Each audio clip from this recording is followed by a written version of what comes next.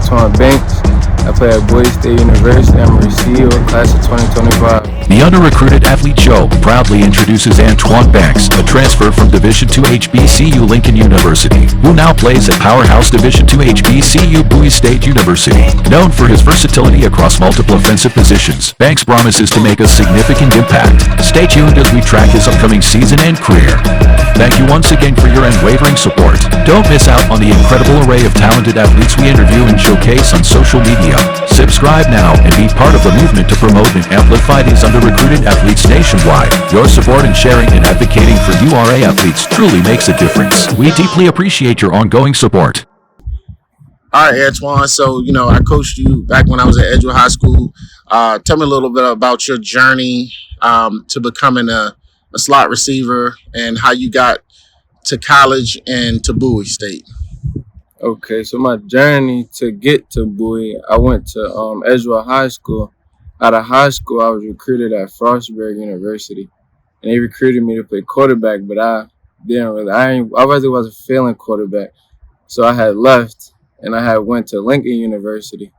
Lincoln University, they gave me an opportunity to play, and once they seen I got a chance to academically pull my grades up, athletically work, I got to get film. It gave me another opportunity to transfer out, and I got to Bowie State University, and after then, I've just been working from there. So tell me a little bit about your high school career, because, you wasn't just an average player. You was that guy. Rushing touchdowns. You had everything going for you. So what happened? I feel like in high school, I just had fun. It was I just worked so hard. I feel like it just came easy. Playing teams, I just was athletically better than them. More speed, powerful. Just dominated high school. So how was you so under-recruited out of high school? My quarterback, he had left right before the season, and I had to sacrifice. I was like, I'm gonna play quarterback. My coach was telling me to play QB, and I was like, I'm gonna step up and do it. And after then, I went to QB, and I just started playing, having fun, dominating. So was that one of the reasons you struggled with when Frostburg gave you an offer and it was like, hey, we want you to be a running quarterback, but in your heart, you felt like you were a slot receiver. So tell me a little bit about that. Yeah, I definitely think it hurted me. Playing receiver, it was they never seen me at receiver, so it was how can you kind of recruit a guy we never seen play that position? So I kind of understand it, but I felt that in my heart I was a receiver, and that's what I wanted to play. So what would you tell, or what would you say to some of these kids that are in situations where they were like you? They had to sacrifice for the team. They ended up playing a position they didn't play to kind of stay motivated and focused on doing what's for the team, but also helping themselves out. I feel like at the end of the day, you is doing it for your team. You do want to win, and sometimes you got to sacrifice to win. But I also feel like put yourself in a position where you can also get film at your real position so that when you do get recruited, coaches can see you play multiple positions. Okay. So now, all right, so Frostburg, you leave Frostburg, you end up at Lincoln. All right, tell me about that transition from PWI to HBCU. I loved it. I felt comfortable there. But on the athletic side, I feel like I needed to go to Lincoln because I needed to get that film, but also academically, I needed to get my grades up. So if I wanted to transfer out to another school, I had the opportunity to. All right. So size-wise, were you going from a bigger school to a smaller school? Were you going how was class size? The class size definitely got smaller. I like smaller class sizes. I like to learn up close one-on-one with teachers. Okay. So now you're at Lincoln. You played in a couple of games. I saw you when you played against Delaware State. So tell me how that transition was with you. All right. You were a quarterback in high school. You did great things. You had the ball all the time. You scored. To now you're a receiver, and you're trying to kind of get into the position that you love. Tell me, how hard was that for you? I feel like it wasn't that hard to transition. I feel like it was a little different though, cause the ball not in your hand 24/7. Now you gotta rely on your old line. You gotta rely on your quarterback getting you the ball. So it's a lot of different factors that play into playing receiver. But I still have fun, and I still think it was a great season. Okay. So mentally, Hmm. how was that on your mental health? Because I think a lot of people don't put into perspective what mental health does to athletes. I think they kind of think that athletes are supposed to be able to endure everything. They're supposed to be this tough guy. Hmm. How did you mentally adjust, and what did you do to kind of stay focused on the path that you were seeking to go? I feel like on my path, I said when I got to college at Lincoln, I just said I don't want to do what nobody else is doing. I just want to focus on my career and my academics. I made a schedule for myself, and I just stuck to it every single day. And I put in the time and work until I got there. Okay, so now you was one of the gym rats when I was at Edgewood. I mean, ideally, you are a lot bigger than you were before. Hmm. How much did you have to put in the weight room, and how much attention did you have to put into training to get to where you are now? Hmm. I feel like I had to do a lot more in the weight room, and when I started to notice like certain things that I was doing in the weight room was transitioning to the field, and I feel like I focus more in the weight room too, like being healthy, keeping my body in good shape, so that I can perform on the field. All right, so tell me about that. Are you eating clean? You eating hamburgers at McDonald's? Like, what does that look like when It's you the say? it's the off season. I feel like I've been eating a little. I just been eating. I eating a lot of protein, but I be eating ice cream sometimes. Okay, so Been a little free. you're not a just strictly clean eater. You do put a little junk in there. I do, Okay, okay. Well, that's good. I mean, you being honest. of All right, course. so I have the podcast and social media under recruited athlete. What does under recruited mean to you? Because see, I get a lot of guys. They say I'm not under recruited. I got 3 stars. But when you look at yes, they got stars from 24/7, but they have no offers. They have no media exposure. So to you, knowing that you were definitely an under recruited athlete, I mean, you were number one in rushing in the state of Maryland. You were number one in touchdown state of Maryland. You kind of got screwed over for all Metro because they didn't know how to fit you in a box. But you were the ideal candidate that I would have saw at a FBS or a Division I school, but you ended up at a D2 school. So explain to me, what is your take on what under recruited means? I feel like under recruited is like you're not getting the opportunity that you deserve. But if you was put in that position to showcase your attributes, I feel like you could definitely showcase what you can do. It's like it don't matter what school you go to, as long as you put in the work behind closed doors, behind all the scenes, all the cameras, as long as you work hard. And also you have to utilize social media, like we just was talking about. Like you have to showcase social media to put yourself out there also. All right. So now we're at Bowie State. All Hmm. right. You're at Bowie State. Um, you're a student there. You're working out with the team. Now you're knowing that all right, you're not the guy now. You have to kind of go through the whole mental reps of hey, I got to work myself to get into a playing opportunity. What happened this year?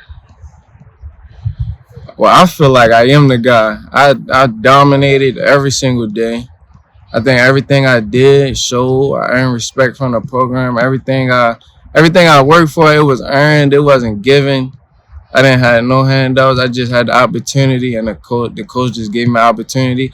After he seen what I did from the whole season, like every day showing up to practice, showing up to meetings, the weight room on time, not late, giving 100.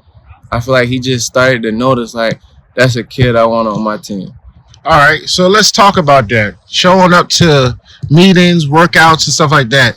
I play college football. I've coached high school and I've mentored a lot of college athletes, and I've seen that that's one of the struggling issues that they have as a freshman. So transitioning, coming into a new program, what were you seeing that freshmen were doing wrong?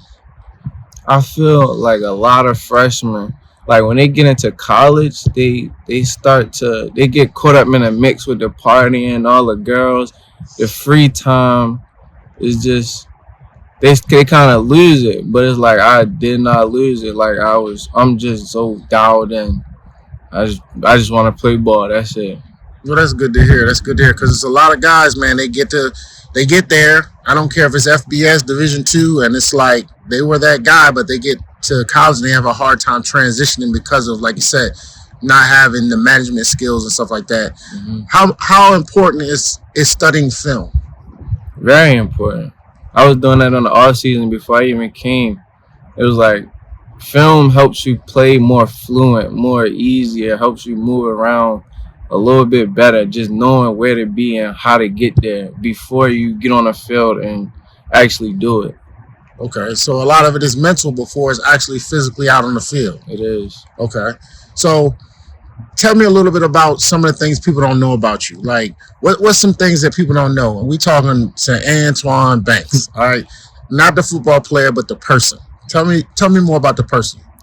I feel like me as a person, I'm so dedicated, just motivated. Like it's like I just want to help my family. Like sometimes I be thinking like I don't want to party or nothing. I just want to work on where I'm trying to get to because I know when I get there it's gonna be a party. So it's like I sacrifice kind of my now for my later. Okay, so all this hard work, notably, your cousin Deontay Banks played with you in high school. He's now in the NFL. How does that motivate you, knowing that you have a cousin that you and him was tight like thieves? Y'all grew up together playing rec ball, high school ball, and now to see his journey and your path, knowing that he was under recruited. So with the opportunities you're getting now, tell me a little bit about how that feels. Like, I'm sure you talk to him about things, but what does that do for you setting your goals for the next step? Well, basically, he just showed us like it's possible. And it's like, that's all I needed to see. Once I seen him do it, I was like, I know it's possible. And that's all it was. It just was motivation. And so y'all come from a good bloodline, man. Y'all have a family of athletes. So, I mean, me and you, we talk all the time. I think that getting this opportunity is going to be great for you. It's going to showcase your ability and skills. Where does it look like you're going to play? Is it just going to be slot? You're going to do kickoff return? Everything. Okay, so they got a master plan for you, putting you everywhere. Wide receiver, special teams, running back. I think I'm gonna get moved over a lot. You gonna do any Wildcat? I hope. I want to. Okay. Well, that's good to hear. All right, so one of the things, how's your grades and like how hard is it transition from high school to college? When you talk about academics, we're talking about going to class, we're talking about now being a manager of your own time. Tell me about that. So right now my grades, I just finished the semester. I had 2 A's and 3 B's, but I feel like transitioning from high school to college is like time management. Once you learn how to manage your time, everything becomes easier because if you got a schedule, it kind of tells you what to do. All you have to do is just do it. And if you create a schedule correctly, it's like it'll help you build up to where you're trying to get to. And studying wise too with your academics. All right.